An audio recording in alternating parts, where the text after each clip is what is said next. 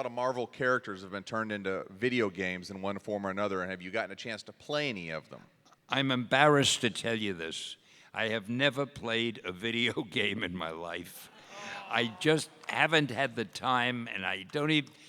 Once there was a Hulk video game or a game that featured him or something, and they invited me to meet the people who had done the game, and I think I was one of the characters in the game.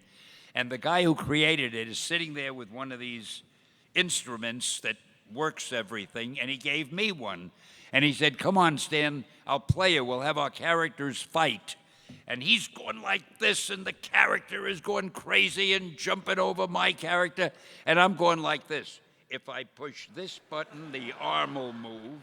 I don't know what this button does. So after a couple of minutes, I said, I yield. You win.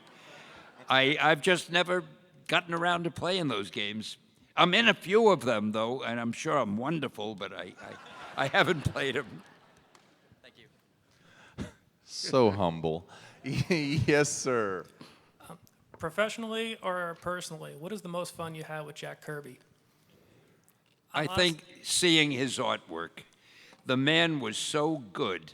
Every time he would send in a strip, it was such a thrill just looking at the way he drew it. Nobody could tell a story as dramatically.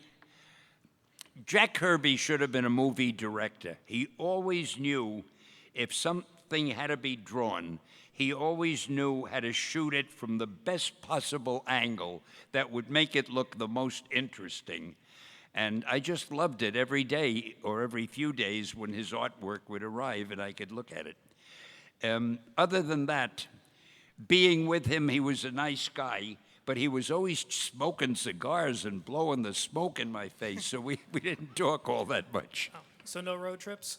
What was that? No road trips? Road trip? Road trip with... Well, we used to do a few radio interviews together, and they were fun, but no road trips. We were both too busy. He lived somewhere at the end, further out in Long Island. I lived in Long Island too, but closer to New York. Once in a while, he would bring the artwork to my house. Other times, he'd send the artwork to our office. No, I didn't take any road trips really with anybody. It was all the traveling I did was always by myself. I didn't want to share all the glory. Thank you. All right. Mr. Lee, first I'd like to thank you for being awesome. Secondly, I was wondering if you'd ever be considering doing a series on time travel in comics. He wants to thank you for being awesome You're welcome.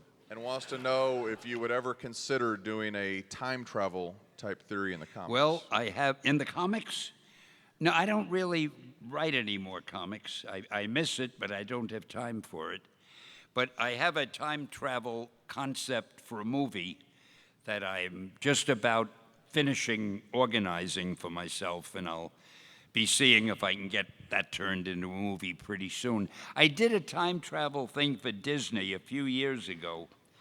I forget what it was called. Time Jumper, it was called. And the way they did it, it didn't work out. They did it for the internet. And somehow it was in the beginning of doing those things, and it didn't get as popular as it should have. It didn't last very long. But time travel is the most interesting subject. And when you really study physics and you study Einstein's theory and so forth, if you can go fast enough, if you can pass the speed of light, it affects time in some way. And there might actually be a way. I don't know that you could go back 30 years or go ahead 100 years, but there might be ways you could affect time itself. And I've been trying. I don't have that much time to study it, but if I had more time, I'd really read up more about it. Thank you. You're welcome.